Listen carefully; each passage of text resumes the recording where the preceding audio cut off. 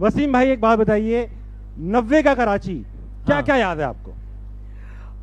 सच्चा जवाब दूं? सच्चा जवाब दे। 90 का देखिए अनफॉर्चुनेटली 90 की दहाई में काफी नौजवानों के ख्याल में एक ही अच्छा काम हुआ है, 92 का वर्ल्ड कप। वो कह रहे हैं और इसके अलावा कोई अच्छा नहीं हुआ। 92 का वर्ल्ड कप याद 92 का है वर्ल्ड मुझे भी, मियां साहब का दौर याद ही है। कप।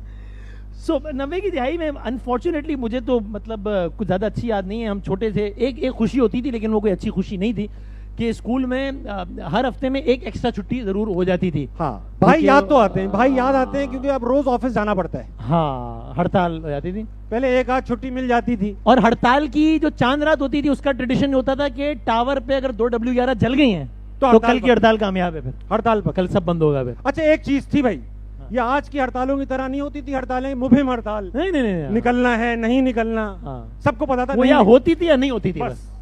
ये एक बात होनी चाहिए वो भाई। कहते हैं ना, मरहला बीच का नहीं होता। वाह, मरहला बीच का नहीं होता, इश्क होता है या या नहीं। नहीं होता। क्या बात। वो भी हाँ, तो वो हड़ताल होती थी या नहीं होती थी वो? हाँ